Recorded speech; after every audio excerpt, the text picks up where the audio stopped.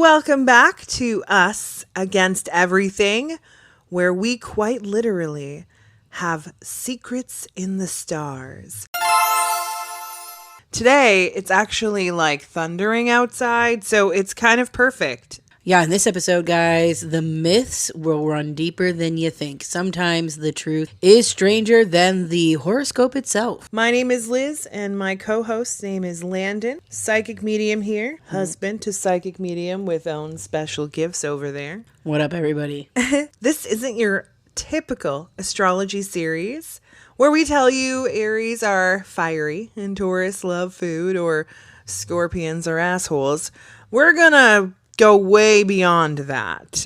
We're going to actually dive back into the history, the hidden history of every zodiac sign, the ancient myths, things that they were inspired by, the symbols most people never notice, and the funniest stereotypes, biggest misconceptions, fascinating facts that even people obsessed with astrology often don't know about. And guys, we'll be saving one of the biggest twists until the very end, and it might not even be in this episode. No, we're covering 12 different zodiacs, so, well, 13 actually. And that's right, the mysterious 13th sign that sparks debates around the world has actually had millions of people believe that they had the wrong zodiac sign. That is crazy because I definitely feel like I am my sign. Well, for anyone new here, I am an Aries, which explains a lot. Yes, I believe you. For sure. And I'm an Aquarius, which explains even more about who I am. I agree 100%. So this series should be pretty entertaining. We're going to go through all 12 zodiac signs in order, might I add, uncovering the stories, secrets, myths, strange facts, and funny moments between each and every single sign. So whether you're here because you love astrology or you're completely skeptical,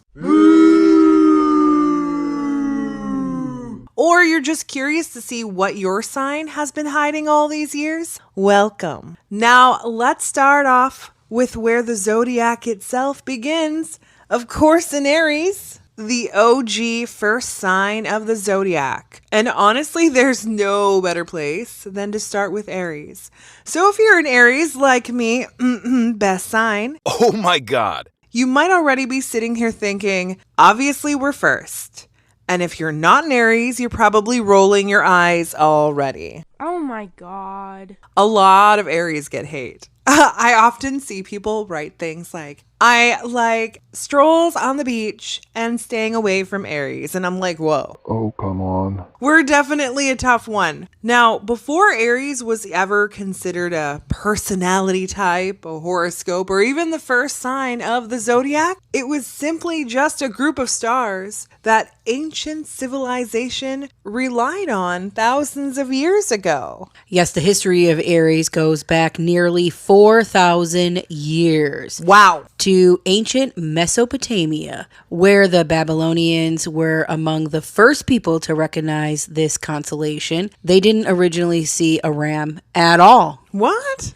Instead, they associated this area of the sky with a farm worker or hired laborer because it appeared during the season when fields were being prepared and crops were being planted. Oh, so like kind of a map in the sky, if you would say. Exactly. Their entire way of life depended on knowing when the seasons were changing. So the stars weren't just something beautiful to look at, they were their calendar, their clock, and in many ways, their survival guide. That's gotta be hard. I mean, I love looking up into the sky to see the beauty that we have there, but to use it as a consolation of a map, that would be difficult. But it's cool that they relied on things we don't necessarily need to rely on anymore. That's why they made all these inventions, so that they're easier for us now. As time went on, other civilizations began studying the same constellation. The ancient Egyptians connected this time of year with renewal, fertility, and new life as the world came back after winter. And then the Greeks adopted many of the Babylonian constellations and gave them the myths according to sources that we know today. That's when Aries became the legendary Golden Ram. Golden. You heard that, right? Later, the Romans embraced astrology and connected Aries with Mars, the god of war, courage, action, and determination. And diamonds later, too. Just saying. That's where many of the Aries personality traits we still talk about today first began to take shape. Like diamonds in the sky. For nearly thousands of years, Aries had symbolized the beginning of the astrology year. Even today, many astrologers refer to the first day of Aries season as the New Year's Day because it represents fresh start, new opportunity, courage, taking the first step into something unknown, fresh. What's really fascinating is that because of something called the precession of the equinoxes, the night sky has slowly shifted over thousands of years. The stars aren't in exactly the same place they were when astrology first was developed. That's one of the reasons so many people have heard the rumor that their zodiac sign changed, or that there actually is a 13th zodiac sign. Dun dun dun. Let's talk about why Aries became the first sign of the zodiac. Oh, I've got lots to say about that. So, why did we become the first sign? Because we're perfect. Case in point. But if you're looking at them a little deeper, thousands of years ago, around the time that astrology was being developed, the sun appeared in the constellation of Aries during the spring equinox. The spring equinox happens to be around late March each year, making the moment when the day and night are almost the exact same length. Now, to us today, that's just another day on the calendar. But to ancient civilization, it meant everything. It meant winter was finally over, which is so funny because I fucking hate winter. The days were getting longer, the weather was warming up, the snow melting, rivers flowing again, animals giving birth, trees are blooming, farms could finally plant their crops. Genuinely the coming of Christ, if you will. Basically, renewal. All of the things that I embody, honestly, when I look at my sign. I absolutely agree with all this because whenever I would celebrate my birthday, I was like, this is when the winter crap goes away. This is when we feel good. Everyone's feeling happy. The sun's coming out. That stupid, depressing 5 p.m. darkness starts to evade us. Now, entire civilizations depended on knowing exactly when this happened because if they planted too early or too late, they could lose an entire year's worth of food, which would be devastating. Absolutely. That is a lot of pressure. So when the sun entered Aries, people didn't just celebrate another season, they celebrated life returning to Earth. That's why Aries became the sign of beginnings. Taking chances, starting over, woohoo! Even today, astrologers often refer to the first day of Aries season as the astrological new year because it's considered the beginning of a brand new zodiac cycle. Dun dun dun. Now, here's something really interesting. Aries isn't just the first sign. No. It's also one of the 4 cardinal signs. Now, there are only 4 cardinal signs. Aries starts spring, Cancer starts summer, Libra starts autumn, and Capricorn starts winter. That sounds like more of a curse to me than anything else. And I know somebody who's a Capricorn and they are a curse. Yeah, very icy Elsa vibes. Facts. Probably worse than Elsa. I know, everyone loves Elsa, not me. I think she's an evil you-know-what. I want to know what made you so evil. Don't come at Liz with Elsa. She has beef with Elsa. Oh yeah, Elsa and I go way back into the beef. Aries belongs to the fire elementals as well, along with Leo and Sagittarius. But when people hear fire, they usually think destruction, but that's not what it's about. I mean, maybe. Oh shit! But in reality, Fire is warmth, right? It's light. It cooks food. It actually helps protect family from wild animals. Fire helps people survive, and without fire, ancient civilization wouldn't exist the way we have. So you can genuinely thank your go-to neighbor Aries for all of that. So when Aries was connected with fire, it wasn't meant to symbolize someone who burns everything down. Or was it? I was just about to say, or if you give Liz a flaming bow. It symbolizes someone who lights the torch, someone willing to go first, someone who inspires everyone else to follow. And honestly, that explains Aries pretty well, except for if you're going into a haunted asylum. They will not go first. Listen, if I didn't do this for a living, maybe I would bite the bullet a little bit more. But because I know what goes bump in the night, because I've seen it firsthand, it's a little bit more traumatic. Not all of us can be Lorraine Warren, although I'm going to try my fucking hardest. Do it. We're going to get there one day. Thank you for everything you do. Well, Aries is the very first sign, and babies born during Aries season have often been associated throughout history with courage, independence, and leadership. Ancient astrologers believed these children would grow up into people who weren't afraid to take risks or blaze their own trail.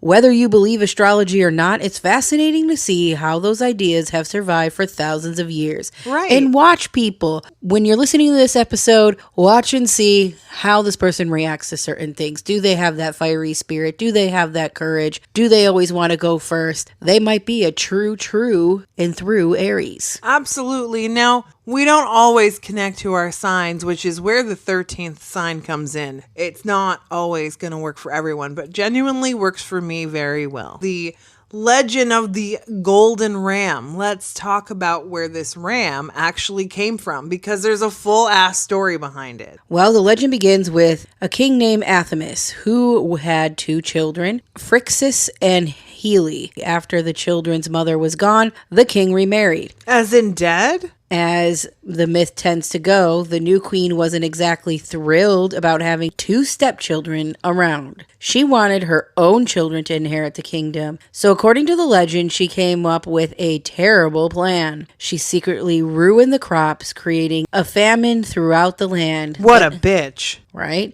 Then she bribed the messengers to lie about what the gods wanted, claiming that the only way to end the famine was for Phrixus to be sacrificed. Say what? Imagine that, right? Like, oop, you gotta kill him. Like what? An entire kingdom. Believing a lie because someone in power manipulated the messenger, manipulated the message. Kind of like what's happening now. Interesting. That happens a lot with kingdoms. Just before the sacrifice could happen, something extraordinary appeared. A magnificent ram with a coat made of pure gold. Not an ordinary ram, though, a magical one.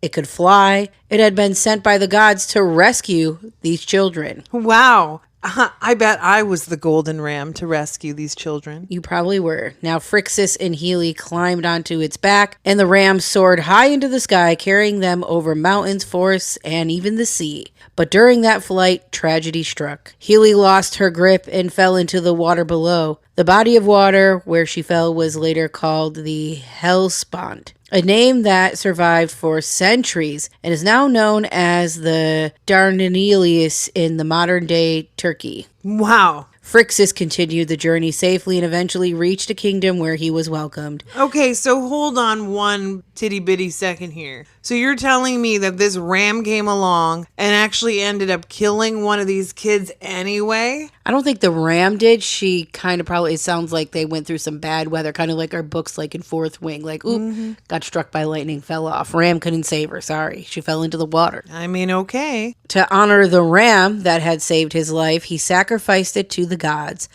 Excuse you. He killed the ram now. I mean, I would have done the same thing. You killed my sister. A common act of gratitude in ancient Greek mythology, and its magnificent golden fleece was preserved. That wasn't the end of the story, though. In fact, it was just the beginning. Oh. Years later, that very same golden fleece became the object of one of the greatest adventures in Greek mythology. A hero named Jason assembled a legendary group known as the Argonauts to retrieve it. Wait a minute. Jason? Did Jason, live back in the day? What an odd name for that time. That is weird. So when people think of Aries, they actually connected to multiple famous myths without even realizing it. A ram would literally charge headfirst into danger to defend its flock. Sound familiar? That's probably one of the biggest reasons why Aries has been associated with bravery for thousands of years. And yes, it's also probably where the stereotype of Aries charging in headfirst comes from as well. Sometimes that's an amazing quality. Sometimes it is not. Maybe ask one more question about running straight into a situation. But let's be honest, most Aries probably won't. Now, here's a little fun fact. The actual Aries constellation is fairly faint in comparison to other zodiac constellation. That's because people are annoying and trying to take my thunder. I'm kidding. If you've ever gone outside hoping to see this massive glowing ram in the sky, you might be a little disappointed. So every time you hear someone say they're an Aries, they're unknowingly carrying around a story that has been told for nearly 4 millennia. That's pretty incredible when you stop and think about it. Legendary. And here's a question for everyone listening. Do you think the myth came first? Or the ancient people looking at the stars, seeing the patterns and creating stories to help explain the world around them? I think that it was the people. I agree with you. People build myths off of things. So Right. they wanted something more than just like the beginning of the story, where they were like, oh, the ram came because it looked more like a farmer, not a ram. So Right. it's like people were bored with that. So then they had to come up with the ram and the whole myth of the golden fleece and all that. Yeah, and then that stepmom bullshit, whatever happened to her? Right, Why what didn't happened the to her? ram her? Why Right. didn't he take that thing on the back and fly away magically? Or just bust her over the kingdom wall or something.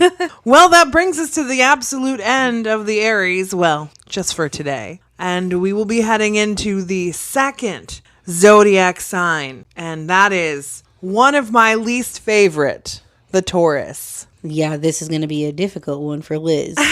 Now, if Aries is the spark that starts the fire, Taurus is the one that keeps it burning. Now, before Taurus became well known for loyalty, air quotations, stubbornness, or love of good food, it had a history of stretching back thousands of years. In fact, Taurus had one of the richest histories of the zodiac signs in general. So let's get into it. Also want to point out that I had a history, many Tauruses. I dated an unnecessary amount of Tauruses, and I am so glad that I leveled up to Aquarius level. Next level.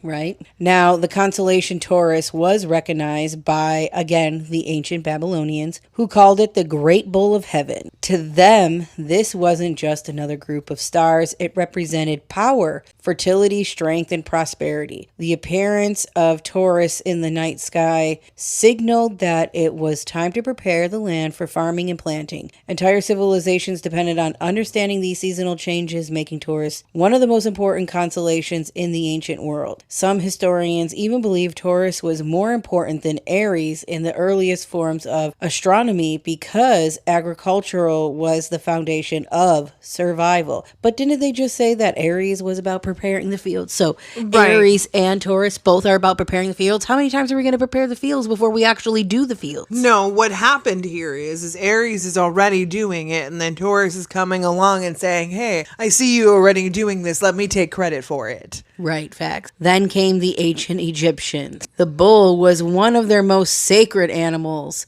It symbolized life, abundance, again, fertility, and divine strength. The famous Apis bull was worshipped as a living representation of power and was honored with elaborate ceremonies. Bulls weren't simply livestock, they were considered sacred. When the Greeks adopted the constellation, they created one of mythology's most famous stories. According to Greek mythology, the god Zeus transformed himself into a magnificent white bull after falling in love with Princess Europa. Doesn't surprise me. Pretending to be something they are not. The bull was said to be gentle, calm, and unbelievably beautiful. Europa trusted it enough to climb on its back, and the moment she did, Zeus ran into the sea and carried her across the water to the island of Crete. Whether you see it as romance, mythology, or one of the strangest stories in Greek legend,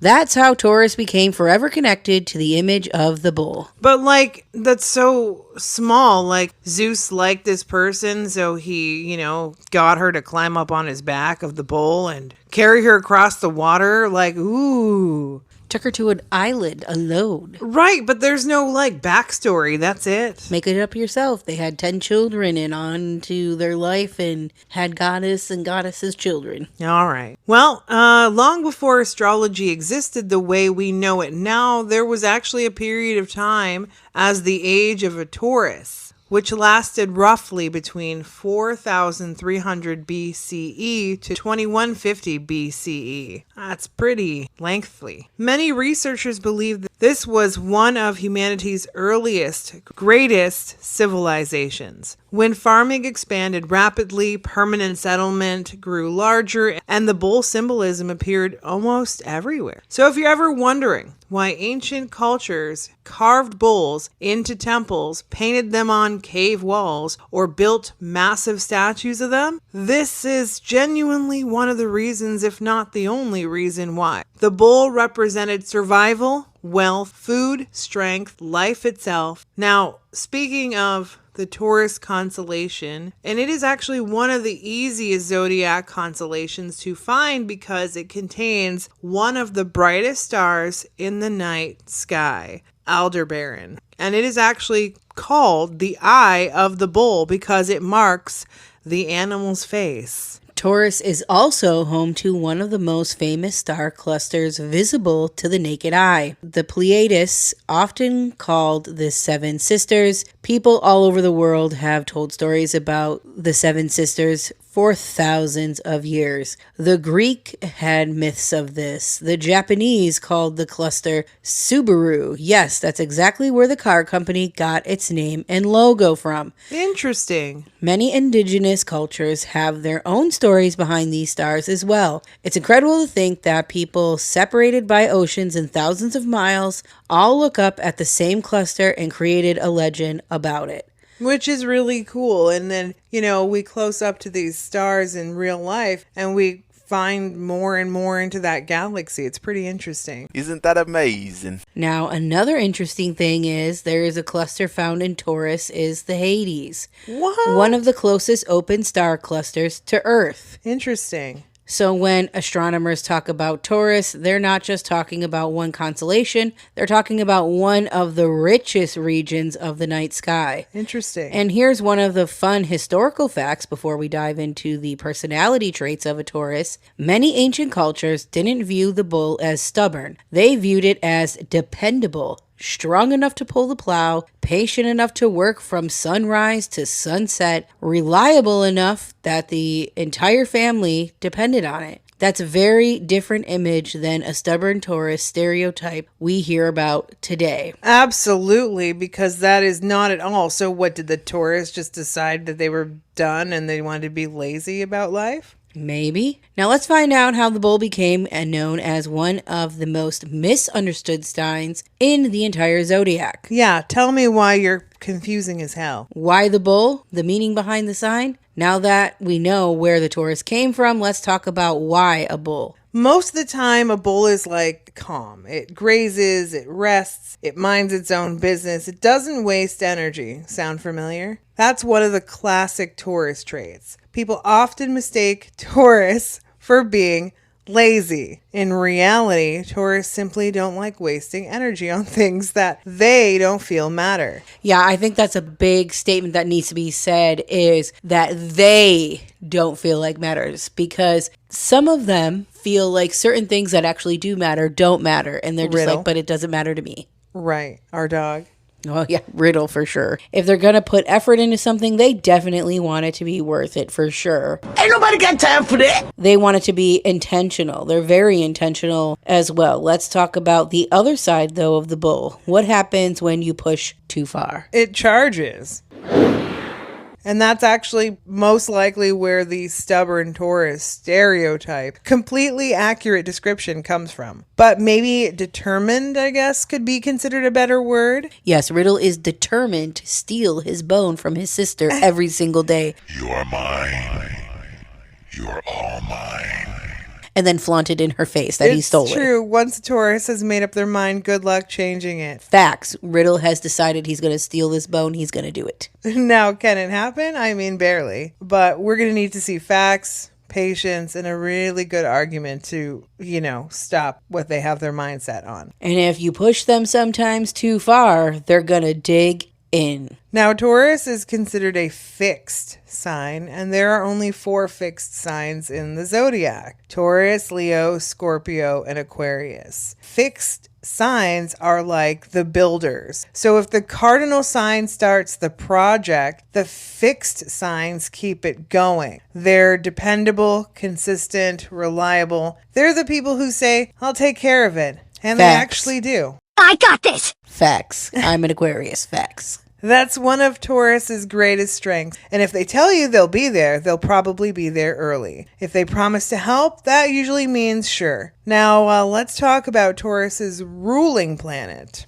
Now, Taurus is actually ruled by Venus. And most people hear Venus and immediately think love, romance, flowers, chocolate. But Venus actually represents more than that. It represents beauty, comfort, art, music, nature, luxury, good food, pleasure, security. It's why so many Taurus people appreciate soft blankets, comfortable clothes, delicious meals, beautiful homes, relaxing music, gardens, and creating spaces that feel peaceful. They're not necessarily materialistic, but I've run into materialistic ones. They just simply enjoy quality. But if they're buying something, they'd often rather buy one really good version than 5 cheap ones. Now, here's another fun fact. Taurus is often associated with sight, smell, taste, touch, and sound. That's one of the reasons why Taurus people have strong opinions about food, candles, mattresses, music, and even home decor. If you've ever heard a Taurus say, no, this restaurant is better, or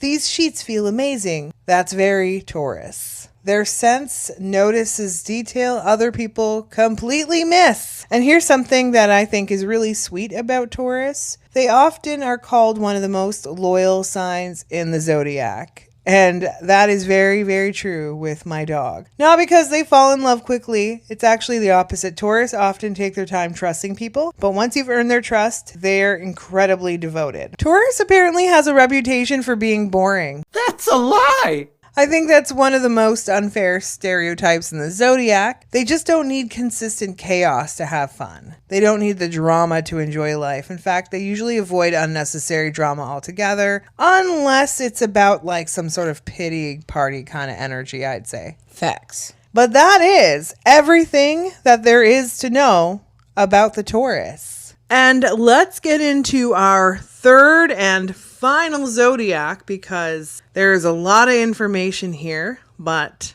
Gemini. Now, Gemini, my daughter is actually a Gemini, and it is the sign of the twins. We are excited to talk about Gemini. Now, let's clear something up. Gemini have probably one of the most worst reputations in astrology. Oh, really? I thought it was a Scorpio. Right. Well, I think for Gemini, it's because of the twins, and Gemini are one of the most indecisive signs. Okay, I'll give you that. Apparently, they have 2 personalities, and you never know which Gemini you're going to get. I was just about to say that. And then the other problem is the split personality that Geminis come with. One day, you got someone who's happy, go lucky, ready to rumble. Then you have the other side where they're probably lazy, laid back, reserved, don't want to be around people, don't want to finish that project. It is true. There are 2 parts of Selena. There's the very enthusiastic side of her, and then there's the very leave me alone, don't talk to me for the next 10 days. Hello,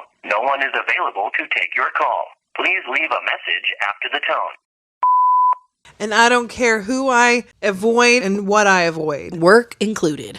Almost all of that comes from misunderstanding of what the twins actually do represent, though. Now let's go all the way back to where Gemini began. Now, like Aries and Taurus, Gemini's story starts thousands of years ago. The Babylonians again recognized this constellation long before the Greeks ever attached mythology to it. They associated these stars with the Great Twins, two important divine figures who represented companionship, protection, balance, and working together. Even back then, Gemini wasn't about someone having two different personalities. It was about two beings connected forever. Which is kind of cool. Later, the ancient Greeks gave us the story that most people recognize today, the story of Castor and Pollux. These twin brothers were incredibly close, but here's the twist. They weren't exactly identical. According to the Greek mythology, Pollux was the son of Zeus and therefore immortal. You can't mess with the immortal.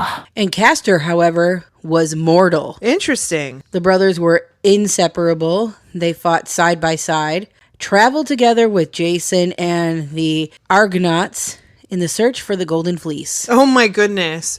So Jason, the Taurus energy, and the Geminis are heading in looking for the Golden Fleece of the ram. Yes, and they became famous throughout Greek mythology for their loyalty to one another. Then tragedy struck. Shocker. Castor was killed during battle. Come back alive. I mean, he was mortal, so what did we expect? And Pollux was devastated. He loved his brothers so much that he begged Zeus to let them remain together forever. Please. Zeus granted the wish in a unique way. The brothers would spend part of their time in the heavens and part of their time in the underworld, never truly separated. To honor their bond, Zeus placed them among the stars as a constellation Gemini. Think about that for a second. Gemini isn't really a story about two personalities. It's a story about love, loyalty, sacrifice, and never wanting to lose someone you truly care about. Aww, so cute. Wow, that honestly just made the story so much sweeter than the internet really gives Gemini credit for. I love a Gemini, so I don't care what anyone says about them.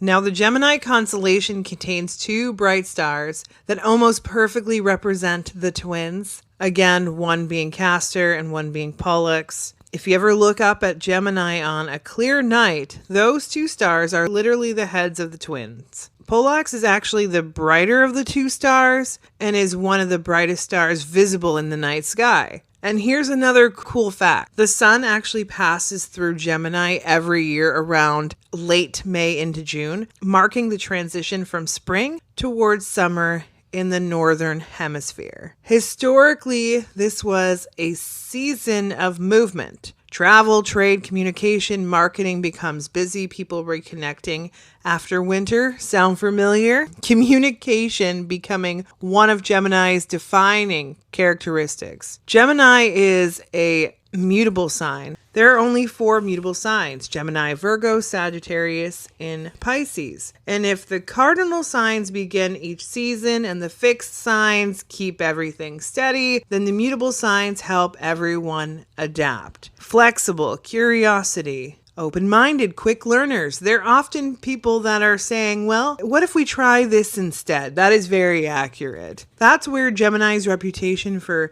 changing their minds actually come from. It's not necessarily indecisiveness. It's more or less curiosity. They love gathering information, learning something new, looking at different perspectives, which is very true. So all true about Selena. And sometimes that means changing their opinion when they discover new facts. Now, the symbol for Gemini is actually believed to represent the two pillars standing side by side, symbolizing the inseparable bond between the twins. It's one of the most simplest symbols in the Zodiac, yet it carries one of the deepest meanings. Gemini was never meant to symbolize someone who couldn't decide who they were. I know who I am. I love who I am. It symbolized the incredible power of connection and the idea that some bonds are so strong that not even death can break them. Gemini is usually someone who understands both points of view. They'll often play devil's advocate, not because they necessarily disagree with you, but because they genuinely enjoy exploring each angle. Sometimes that drives people absolutely crazy, but to a Gemini, they're simply curious. They're trying to understand how everyone thinks. I don't think like that at all. I definitely think like that, but I'm definitely not a Gemini, but I can see why me and Selena get along so well because we can bounce ideas off each other. Makes sense. Now, Gemini is ruled by Mercury. It is one of the fastest moving planets in astrology. Mercury was named after the Roman messenger god, known for his intelligence, speed, communication, travel, commerce, writing, learning, and quick thinking. Once you know that, Gemini suddenly makes a lot more sense. They're often the people who love asking questions, love telling the stories, and love random facts, and love watching documentaries. They love listening to podcasts, they love reading books, and learning something new every day. If you tell a Gemini an interesting fact, don't be surprised if they disappear for 3 hours and come back knowing everything there is to know about that exact topic. So true for Gemini. Now, Gemini is an air sign along with Libra and Aquarius. And when people hear air, they sometimes think it means emotional distance, and that's really not what it means. Air represents the mind, ideas, communication, learning, conversations, questions, and thinking. Again, another reason why me and Selena get along, because we're both air signs and love knowledge and ideas and learning. It's why Gemini people would rather sit and have an amazing conversation than do almost anything else. Give them someone who can keep up with them mentally, and they'll talk happy until 3 o'clock in the morning. Facts. Me and Selena have. People often think Geminis can't sit still, but that's not true. They can focus incredibly well as long as it's what they're interested in. And the second they get bored, their brains start looking for the next adventure. And then they just stand up randomly and walk away. Or stop becoming the editor for a podcast. Also remembering random details from conversations like 6 months ago. Words are one of Gemini's greatest superpowers, and that I don't disagree with. Geminis often have a wonderful childlike side. Not childish, like just childlike. Now for my favorite part. Let's talk about some hidden secrets, fun facts, and things people didn't know about these Geminis. All right, these are some of the hidden facts, weird details. Some of these completely changed the way we look at the sign now. Let's start with the biggest misconception. People love calling Geminis two-faced. But if you go back through thousands of years of mythology and astrology, that was never even in the meaning. The twins don't represent deception. They represent two ways of thinking: logic and emotion, curiosity and knowledge, speaking and listening, teaching and learning. Now, looking at both of those sides before making a decision. Gemini's gift isn't having two personalities. It's more having a flexible mind in the zodiac. It's interesting because Gemini is actually considered one of the younger signs in astrology. Not because of age, but because of energy. Yeah, they were two brothers, and they were young, so they had a lot of energy. So I would definitely agree with that. Many astrologers describe Gemini as having almost childlike curiosity, like Liz said, but they are the adults who would still ask, why? How? What happens if they genuinely just want to understand the world? Absolutely. And I want to point out as well that Geminis naturally thrive in careers that don't look like the everyday average. For instance, podcast hosts, tour guides, social media, stand-up comedian, actors, voice acting, sales, you got it. They are not doing that 9 to 5 crap, and that makes a lot of sense. If Gemini was a Google search, it would start with how do airplanes fly, honestly.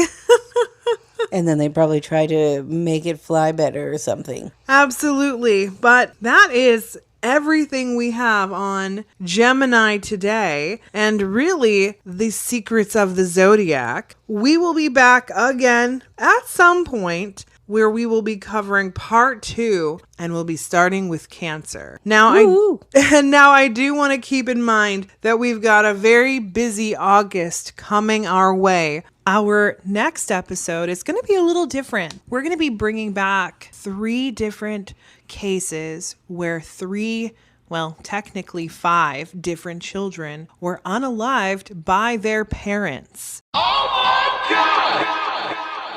And Yikes. That is going to be a tough case. I know, right? We're going to be covering Kaylee Anthony, Ooh, that's a good one. Harmony Montgomery, Ooh, Celeste and Bella Watts. wow. And we could potentially also have Nico make an appearance as well. That is going to be a heavy hitter. Right. So we're going to be bringing that to you guys here soon. I cannot wait. Now, that is everything for today. And it is always Us against everything.